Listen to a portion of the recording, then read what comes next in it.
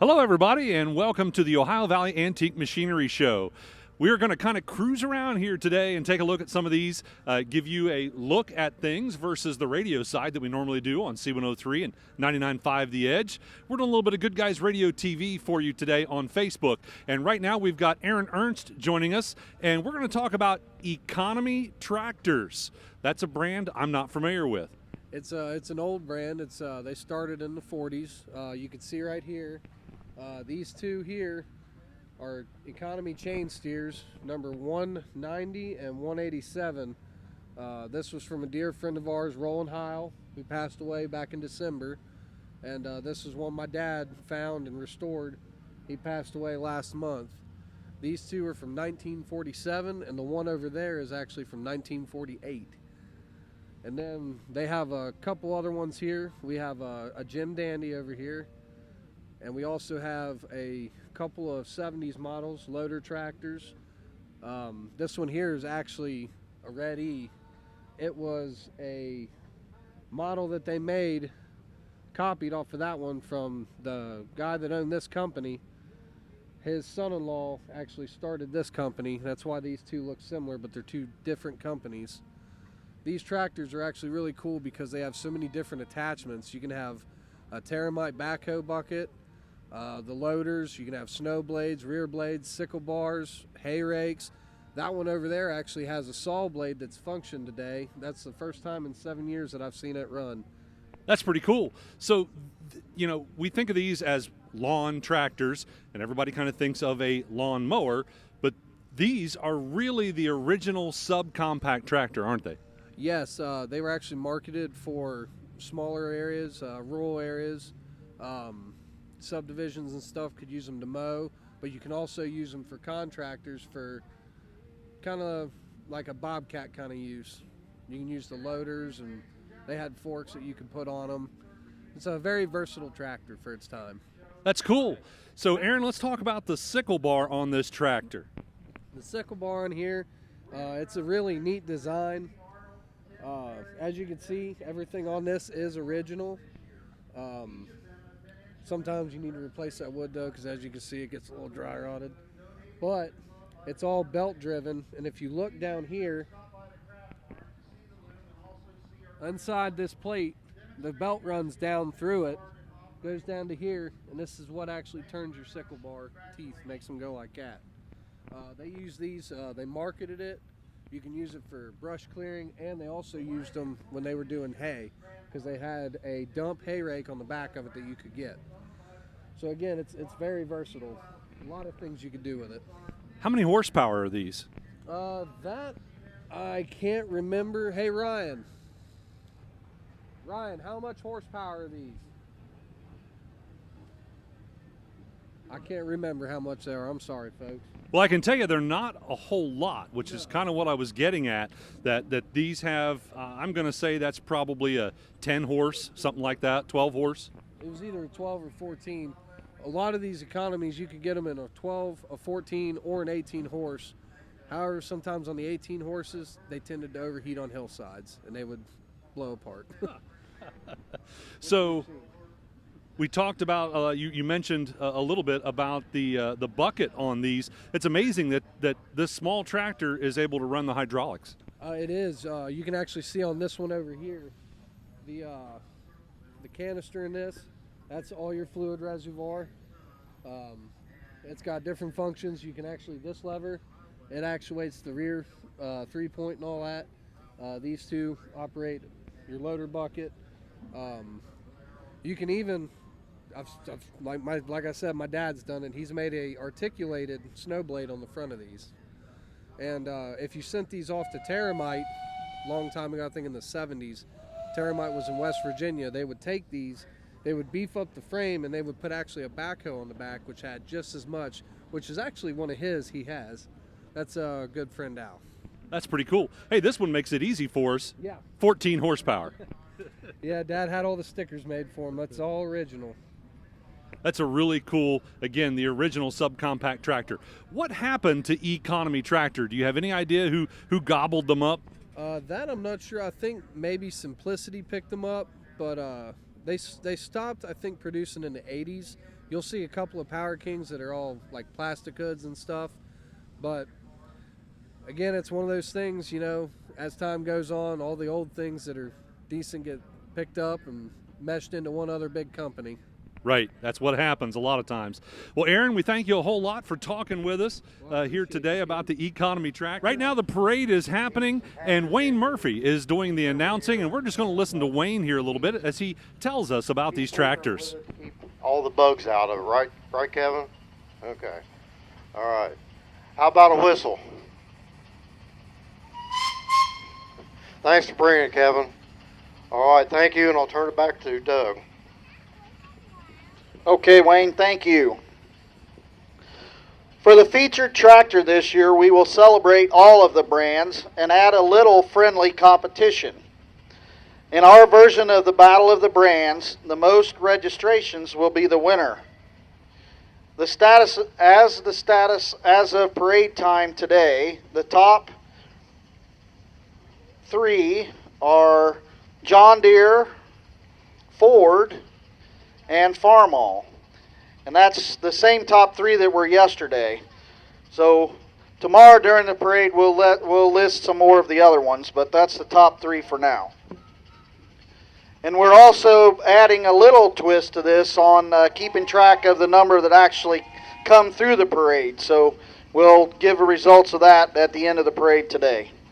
So our first tractor is a 1958 Farmall Cub, owned by Emma Shelton out of Manchester.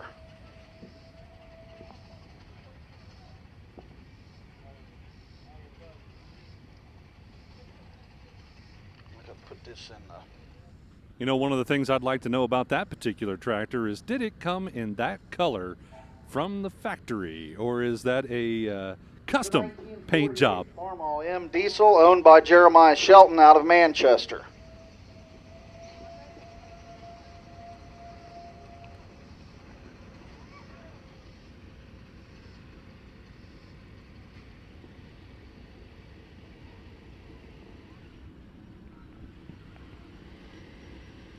It's a 1939 Minneapolis Moline Model R, owned by Donovan and Bella Moore out of Russellville.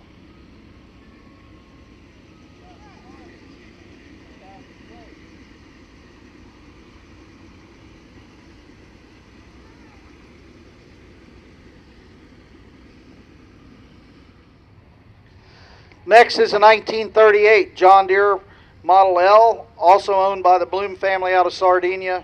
Eric Bloom driving. It's a 1968 Alice Chalmers Model 170, owned by Kobe Schweitzer out of Winchester.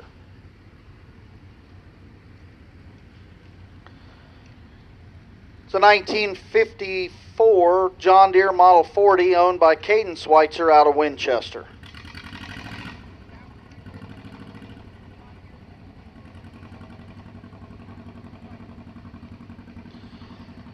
1954 Farmall Super C, owned by Stephen Horn out of Ironton, Ohio.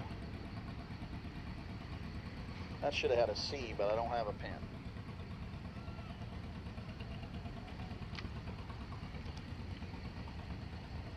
There we go. Again, folks, these are just a few of the tractors that you can find here at the Ohio Valley Antique Machinery Show. You got to come check it out yourself in person. It is such a cool event. Welcome back to the Ohio Valley Antique Machinery Show. I'm Ken Smith. Matt Hildebrand, by the way, is doing all the camera work for us today.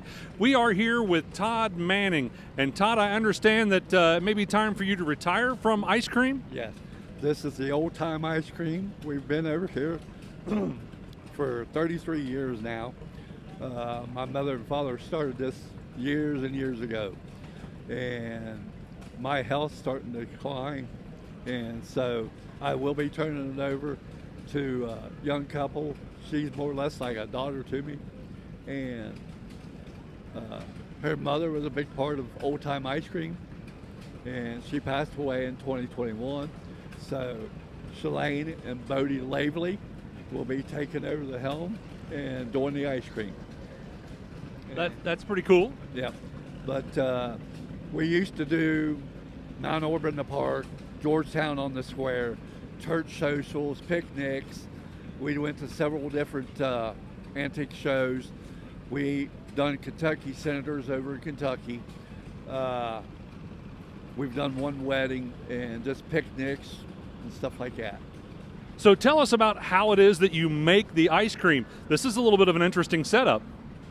We have a 1926 Fairbanks Morse hit and miss engine. And this was a 1927 International. And they're belt driven up to 5-gallon freezers. Each freezer is 5 gallons. We do about 12 different flavors. We do orange sherbet, vanilla, chocolate, peach, strawberry, blackberry, cherry, vanilla, banana. We do some pineapple, some lemon, and on occasion we'll do black walnut, butter pecan, and maple nut. How much ice cream will you sell at this festival this weekend? Well, actually, we don't sell. We fall under the agricultural department if we just take donations. If we was to have a license, they strict us. We can't make it homemade. It's got to be like a creamy whip mix. Well, then let me rephrase it. How much ice cream will you serve this weekend? The most we've served in one weekend is almost 400 gallons. Right now, I'm having trouble with the engines. We'll probably do close to 300 this weekend. And you're going to be here all weekend, right? Through Sunday. Yep, we are. How many years have you been here? This is like our 33rd year.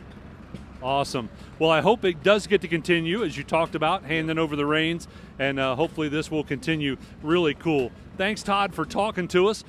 Now we're joining Dwayne Bess, and Dwayne has quite the collection. Thank you. There's 12 on the trailer right here and 3 on the ground running. These are what they call hit and miss engines, is that correct? Some of these are hit and miss, some are throttling governors, mostly just used on the farm for shelling corn or cracking corn for chickens, pumping water, anything of that nature. So explain exactly how a hit and miss engine works. Well, when the governor weights fly open, it catches a detent block on a push rod and holds the exhaust valve open. So with no compression, the engine just coasts. Then when a load comes on and more demand, governor weights close up, it releases a push rod and fires again. Well, that sounded kind of technical. Is there a less technical version of how that works? Well, no, not really. So who manufactured these engines? That's an Associated, Sears and Roebuck, Hercules, International, Fairbanks and Morris. This is an 8-cycle air motor. They use these on under windmills to pump water for like maybe a livestock tank that water cattle. And when the wind didn't blow, they run these engines. That's a Hercules, that's a Nelson Brothers, that's an Ideal off of a lawnmower, that's a Stover, it was probably out of a cement mixer. Those two are Fairbanks and Morris. So what's the most collectible out of these type of engines? Probably the rare number made, the less was made, or maybe the older models was probably worth the most. Sometimes some of them wasn't always the best. Some of the more common ones were better, but they don't maybe fetch as much money or demand because there's so many of them out there. Do you have a particular favorite out of this collection? Oh, probably the Associated air cooled or the air motor, probably. That's this red one right here in front, Matt, if you want to put the camera on that one. So why is that one your favorite? Well, you just don't see as many of the air-cooled engines as maybe you do the water-cooled engines. So the water-cooled, that's the reservoir that's on top of the engine. Those are the water-cooled.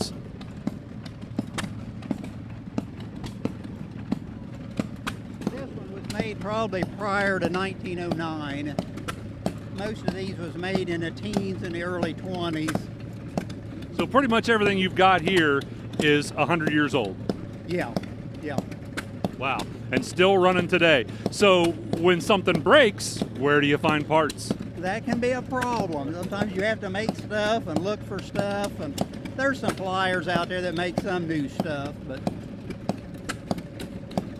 Do you get called on by some of the vendors here who use these machines? Sometimes I do, yeah. Got to help make people's machine work. Got to help my buddy over here make ice cream or I won't get none. Well, it's really cool, Dwayne. We thank you a whole lot for showing your collection to us. These are absolutely incredible. And I think Todd's maybe got some ice cream for me. Oh, thank you, Todd. That's just absolutely great. Welcome back to the Ohio Valley Antique Machinery Show. I'm Ken Smith, Matt Hildebrand running the camera for us today. Joining me is Tim Smith. We're probably cousins, but haven't met until today. But Tim, you are responsible for this really cool display. By the way, this is an example of that there is something here for everyone and all age groups at the Ohio Valley Antique Machinery Show. I can't take full credit for this entire display. There's been a few of us that put this entire display together. It's taken several man hours of putting this track down. There's actually like 14 different concrete pillars on this thing holding all this thing up, so it stays perfectly level. But the reason we need to keep this track perfectly level is for this engine that's sitting on the track in front of us right now. And I can talk about it a little bit right now. It's making some noise. You see some steam coming out of it. This is a live steam engine. So it runs on alcohol. Alcohol is what burns in it. There's a little alcohol tank inside the tender. If you guys want to get a little closer, this is the alcohol tank. Inside here is water. So this is our water tank. If we take off the cab, you guys can see that there's water in the boiler. What you hear that noise is the blower. Since it's sitting still, I've got to use something to draft the fire to make the fire burn correctly. So that's the blower. So when we start it up here, I'll shut the blower off, and the draft from the exhaust from the pistons will keep the fire burning inside the engine. So we got two different valves. Like I said, we got the blower valve and we got a throttle valve. So if I turn the throttle on and push it a little bit forward,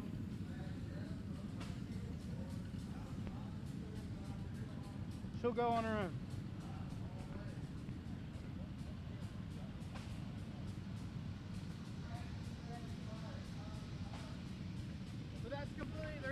There is no electricity in that whatsoever. That is completely steam powered. It's slowing down. There is a little bit of a grade in the track. This engine, because it's steam powered, you have to set the throttle once and let it go. There's no way to change the throttle other than from inside the cab. So it's going to go really fast downhill. It's going to go really slow going uphill.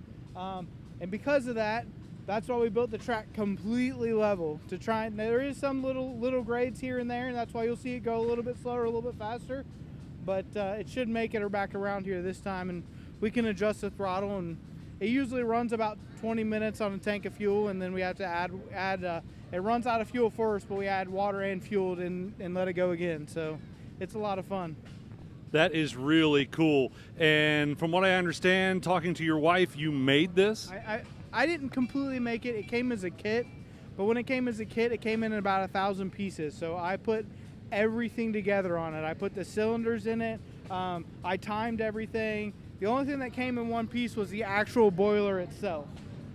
So it made it back to us, so we can shut the throttle valve back off. But like I said, when we shut the throttle valve back off, we have to turn the blower back on because it's sitting here.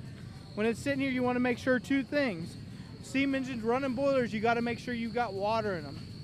It's the most important thing because you don't want to have an accident or damage your boiler. So you got to make sure there's always water in them. So this engine actually has water pumps on it built into the axles that actually pump water out of the tender into the boiler while it's going around the track. So it's pretty amazing. It's definitely this right here that just went off. This is what's called the pop-off valve. So when the pressure inside the boiler reaches like 55 psi, it relieves some of it so it doesn't build up too much pressure. So that's what you're seeing here right now, the steam coming out of the pop-off valve. Because pressure in a steam boiler is a bad thing, right? Well, you need the pressure to operate the engines, but too much pressure is a bad thing. But that's why we have the pop-off valves. That's why it keeps it from going over pressure. So, but it works just like these engines do that are over behind us. It's the exact same concept, just way smaller. That's cool. Let's take a real quick commercial break. We'll come back and talk to Tim some more. There's a lot more stuff to look at here. There are electric locomotives and even a Skyway that's really cool. So we'll be back to talk to Tim some more right after this.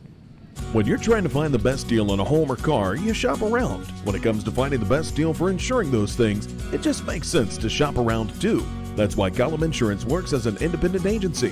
One agency, multiple carriers, allowing your agent to shop for the company that best fits your needs and budget. Column Insurance works with Nationwide and Nationwide Agribusiness, Travelers, Progressive, and more. Stop by Column Insurance in Georgetown to speak to their friendly agents, Jay, Carolyn, or Stacy, or call 378-6947 for a free quote today. The Coalition for a Drug-Free Brown County invites you to help us light the way on Overdose Awareness Day, August 31st, from 6 to 9:30 p.m. at Mount Oreb Park.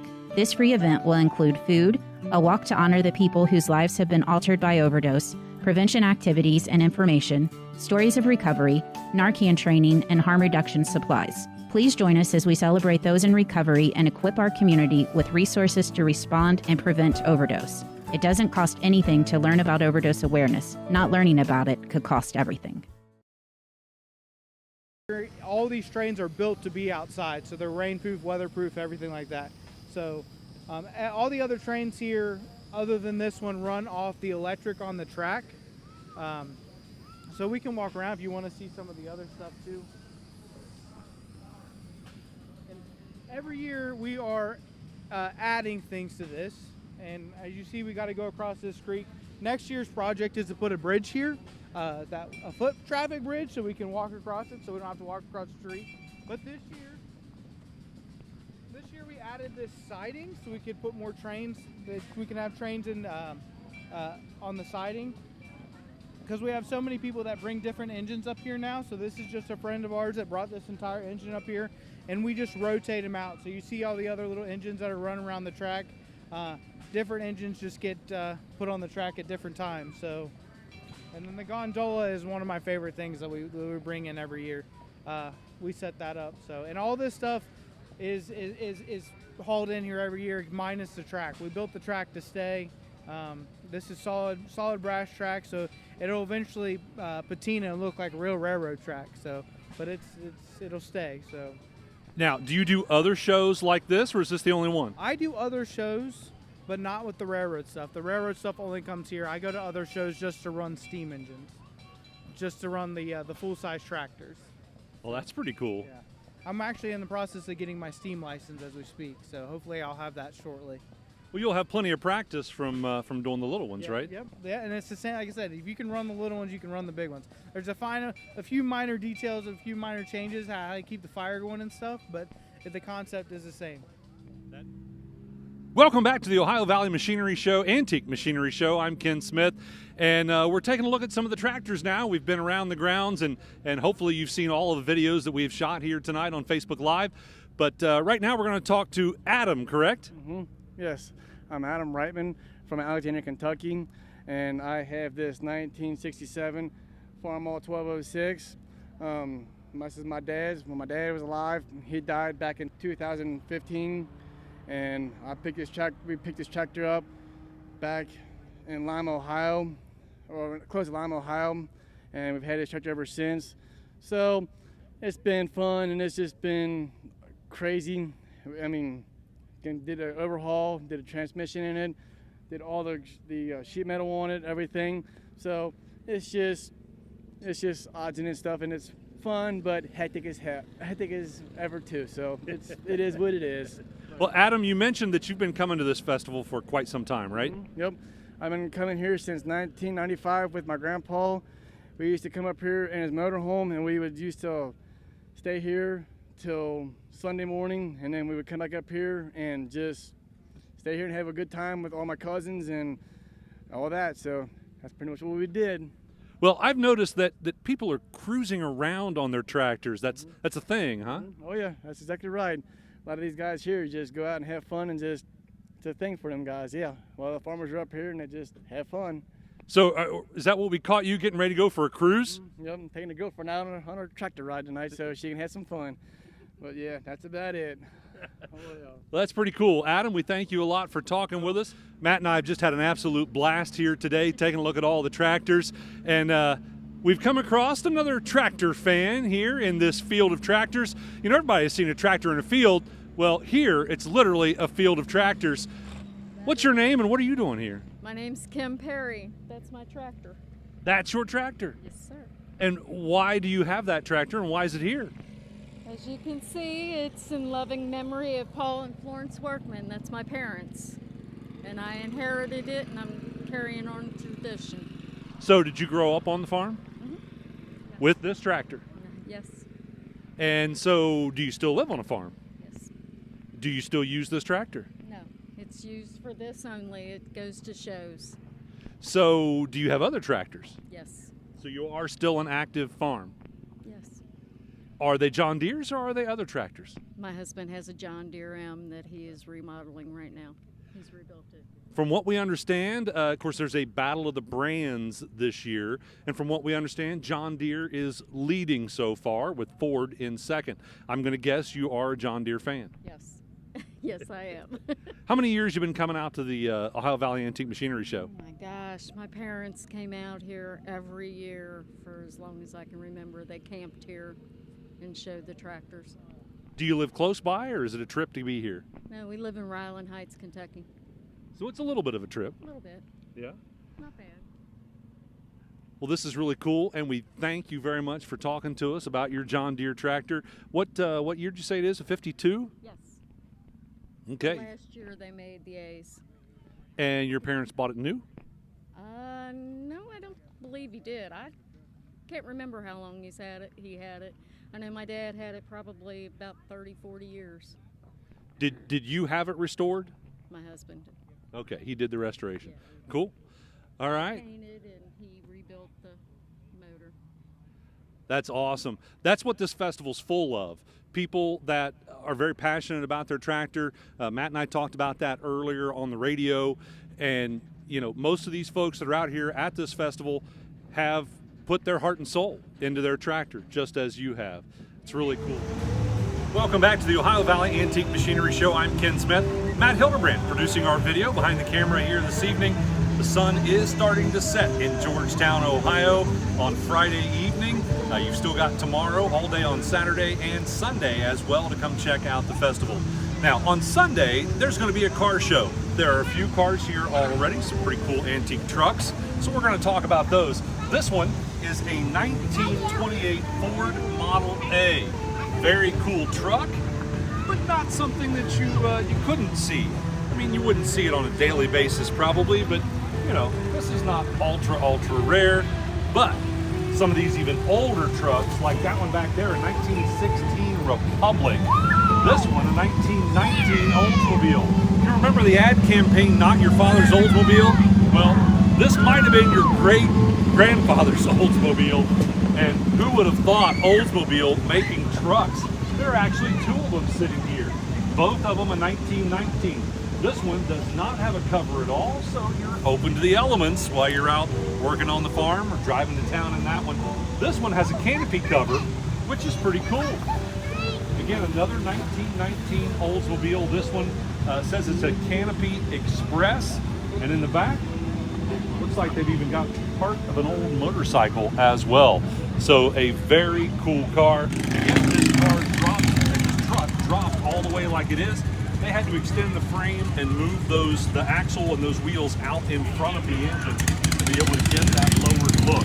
Speaking of lowered look, back here behind us, another Model A Ford pickup truck that has been dropped down on the ground. That's a pretty cool looking custom as well.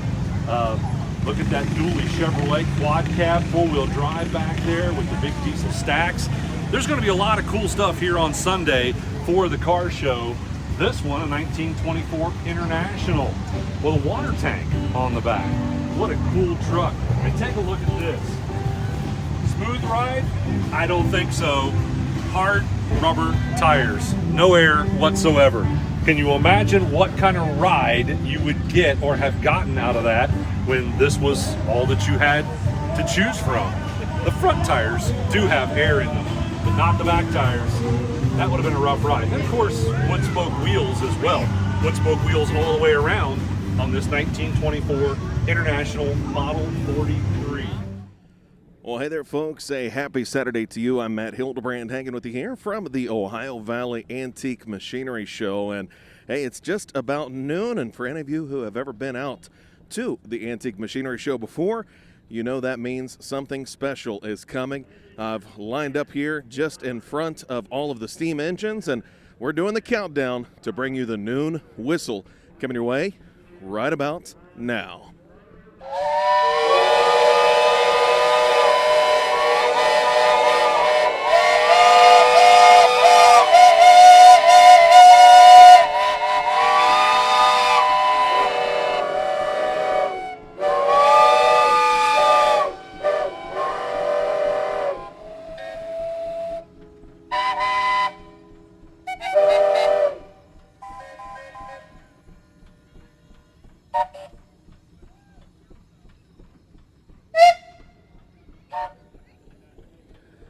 And there you go, folks. What a noise that is here at the Ohio Valley Antique Machinery Show. But, boy, it is a sweet noise across the air.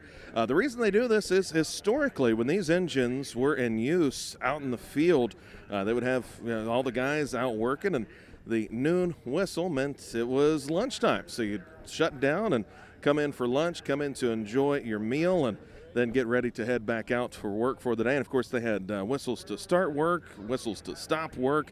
They had whistles for the end of the day. There was all kinds of different reasons you might hear that. But the big one, of course, meant lunchtime at noon. And that's what we still do here at the Ohio Valley Antique Machinery Show today. So, hey, if you heard the whistle, it's lunchtime. Get out here and enjoy yourself some of the great food we've got available at the Ohio Valley Antique Machinery Show. There is a ton of great choices, including the iconic steamed corn, which, interestingly enough, is actually cooked using an engine much like these that's steam-powered. They warm the steam up, then pump it into a cabin filled with corn. It's delicious. They'll shuck it right there for you when you order. They'll dunk it in a tub of butter, and you get to enjoy it with whatever salt or pepper you'd like. It is so good, and, of course, just one of the many great things about the Ohio Valley Antique Machinery Show. Well, hey there, folks. It's Matt with you here at the Ohio Valley Antique Machinery Show, hanging out on your Saturday, having a great time. I've been walking around the grounds, kind of checking out some of the great equipment. Of course, there are hundreds of pieces here to check out through the weekend. Everything from tractors to hit-and-miss engines to even some gigantic engines, which we're going to check out here in just a second. We've got Josie with us. Josie, one of the directors here at the Ohio Valley Antique Machinery Show. Josie, tell us a little bit, and we'll maybe take a look around the engine here in just a second, but tell us a little about what exactly this engine is and what maybe it was used for back in the day. It's essentially a stationary engine. It's basically a two-stroke diesel that was used to turn a 24-inch water pump in the bottom of a rock quarry. We don't have the pump, so we just sit here and run it just as a display. Weighs about 26,000 pounds. Wow. Makes 90 horsepower, 16.5-inch bore. Just a big, heavy piece of iron. There you go, a big, heavy piece of iron. That it's amazing to me. I think your Nate, your cohort here, walking around with you, said 90 horsepower. I mean, you'd get that out of a Ford Fiesta engine nowadays, something pretty small. But to look at this piece of machinery is pretty amazing. And you said 13,000? Is that 26,000? 13 tons. Okay, so that's pretty incredible to have this size engine and just sitting here. So you mentioned you just shut it down. Had the opportunity to get to watch it run a little bit, but you mentioned that you guys have been working on repairing this. And does it take a lot of regular repairs to maintain? Not usually. Everything's 100-year-old technology, and there can be improvements made upon that. So that's where we had a little bit of an issue with the cracked head and wound up having to weld on it about 4 hours. So wow, it's holding now, but we've actually got somebody come 3D scan the head, and we're looking at casting a new one. So, talking about a 4-hour welding project on an engine that really is just going to sit here and look cool for you guys. Obviously can't use it a whole lot in today's world, but I think that's part of what makes the Antique Machinery Show so incredible, is that there's people just like you and dozens of people just like you who have made it a labor of love to maintain these engines and get to show people kind of a little bit of history of where we came from. I've taken care of this one for 25 years now. Wow. So I know it pretty much inside now. We've had certain things apart on it, and everything looks to be okay, other than last year we started hearing a little bit of air and thought it was actually a gasket, which wound up being a cracked head.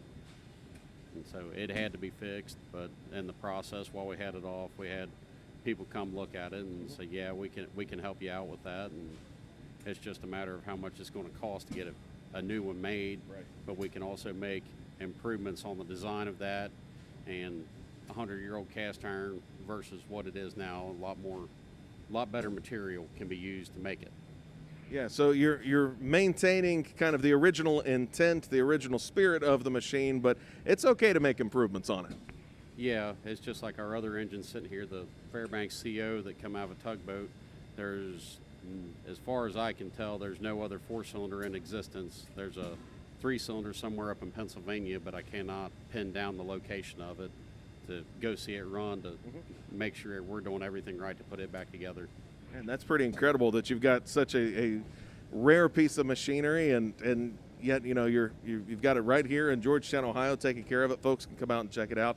Josie, we're going to take a quick break, and then if you don't mind, I'd like to step inside and maybe take us through some of the parts of your engine we've got here. Is that all right?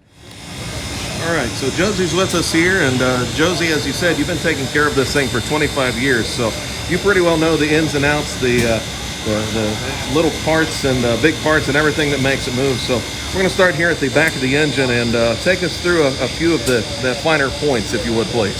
It's very simple about a lot of things, how they made it. There's bicycle chains that ride on the crankshaft to bring oil up to oil all the main bearings and everything. And the counterweight splashed oil inside of it, and whatever oil is splashed around gets caught by the rod bearing and other bearings that need it.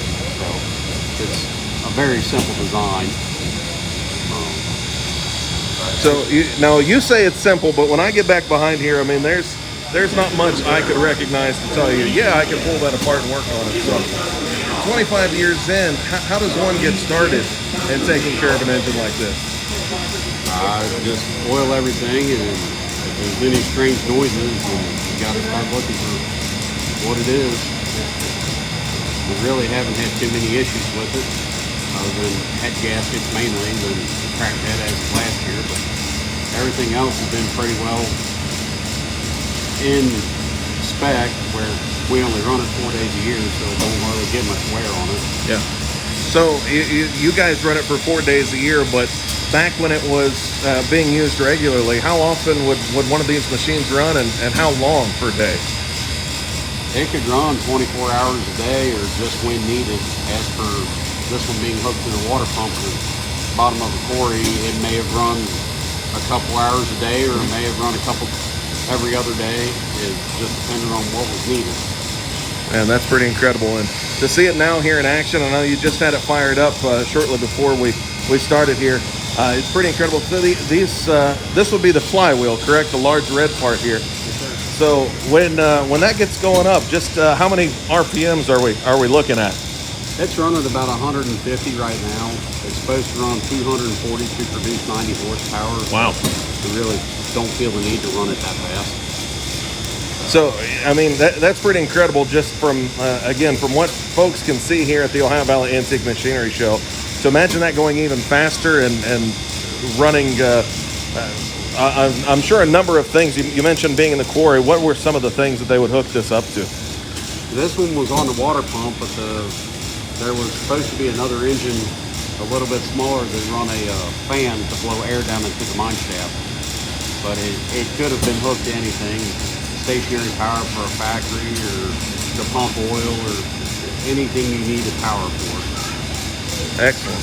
Well, Jose, I really appreciate you taking time to talk with us. I know you're, like we said, you're a busy guy. You got a lot of projects keeping this running throughout the weekend here at the Ohio Valley Antique Machinery Show. I want to encourage folks to come out and check this out, and a big thank you to Josie and, of course, the Ohio Valley Antique Machinery Show Committee as they put all this on, put this together.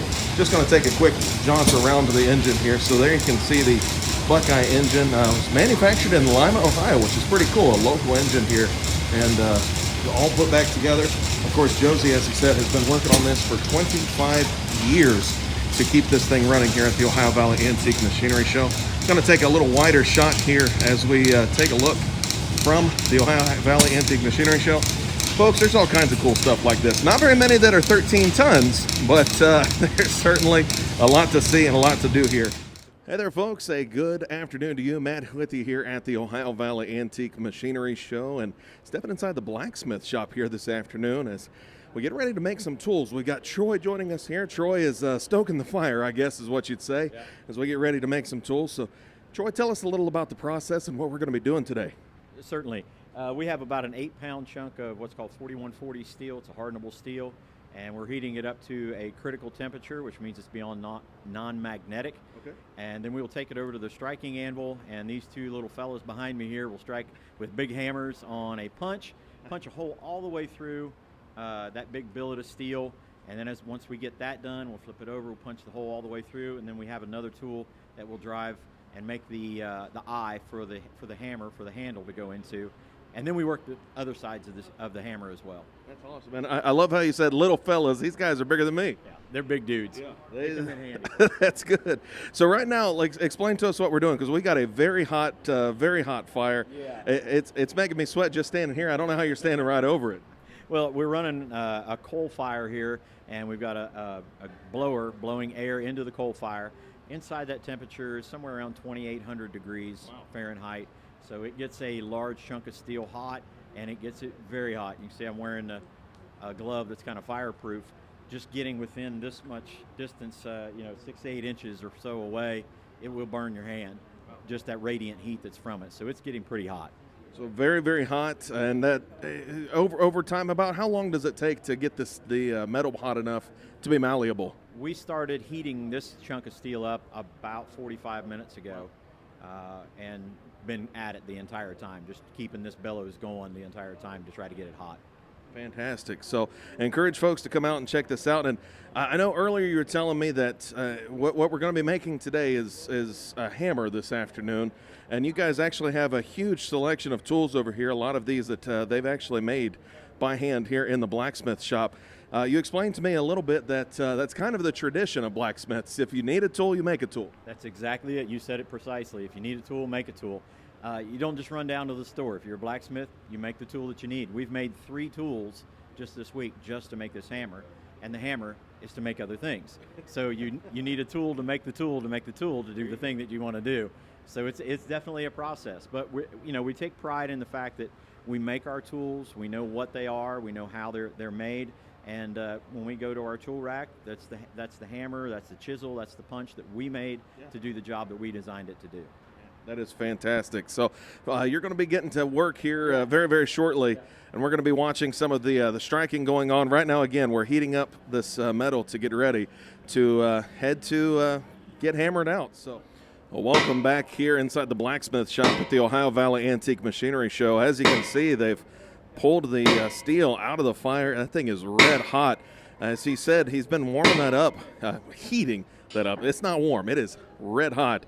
They've been doing that for about 45 minutes, and now what they're doing is actually taking turns making strikes to help punch a hole through the middle of this in order for a handle to go on. What this is going to be is a very large hammer. The process here can take some time, but as you see, they are slowly but surely making a punch down into the middle of this block of steel here. Pretty incredible. And we made a joke at these two smaller gentlemen. They're pretty large guys, pretty muscular guys, and they are striking hard and making a little bit of motion down through that. We're going to send it back to the fire here. You can see as he returns it to the coals, making it red hot. He's been running this blower to help keep it nice and hot and malleable. And we've got these two guys. We're gonna talk real quick to the strikers here. Gentlemen, what are your names? Elijah. Elijah? Judd. Elijah and Judd. Boy, good biblical names for some biblical-sized boys here. So take us through the process. As he heats this up, about how many punches is it going to take for you guys to get through that block? So we don't really measure on punches. We go by how many heats we go through, so how many cycles that we go in and out of the fire. With a bigger chunk like this, we'll probably be anywhere from 5 to 10. Just it depends on how efficient we are going through, punching the hole down through. So you guys are the muscle making things happen. We say, what, 5 or so processes through this. what's the end goal here? What are we trying to accomplish? We're trying to get as small a piece of metal to come out the other side as possible. So you're creating a plug when you drive through both sides. You'll waste as little metal as possible that way.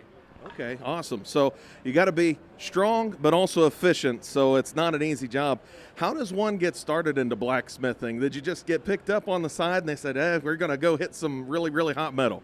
Yeah, so my dad actually is the guy that's directing the part here. So he started about a year before I did, and then I actually got kind of started here as well, just saw people doing it and decided and wanted to try it out. And then we've slowly grown like our shop, and we do a lot of projects together, and we have our own blacksmith shop where we produce things, make YouTube videos and things like that. That's fantastic. So a lot going into this. Favorite piece that you guys have been a part of making? Is there one you can really pick out that you really got to put a lot of heart and soul into? Definitely hammer making. I'm a huge fan of the whole process as we go through here on the striking anvil. Usually I get dedicated as the striker, but for good reason. Yeah, exactly. But I love the process of making a hammer, and once we get that final product and seeing something that you've made and then getting to use that in the blacksmith shop. Yeah, that's awesome. What about for you, sir? For me, it was the same thing with hammer making process. On the 50th anniversary of the show here, we made a hammer for Elmer Pringle, who was running the show. He passed away this year.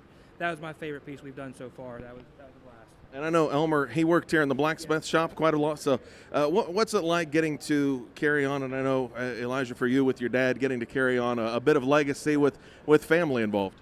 Yeah, so and our family actually goes back to a legacy when they first came over to the United States, that they were blacksmiths. We've got a really old antique anvil that was one of my great so-on grandfathers.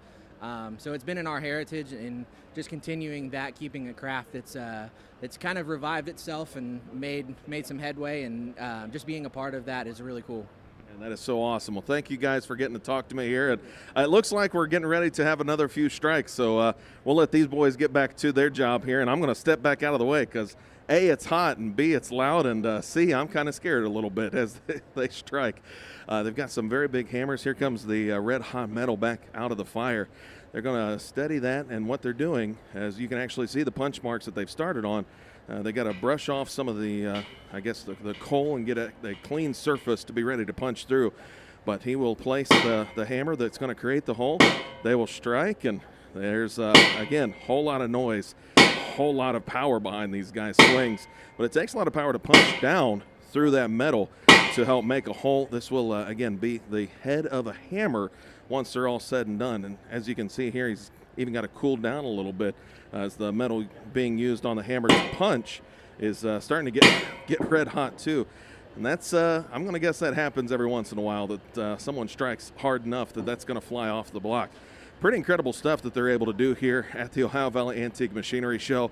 Again, want to encourage you to come check it out. They do work through the shop throughout the day, so certainly encourage you to come and see just some incredible workmanship here in the blacksmith shop.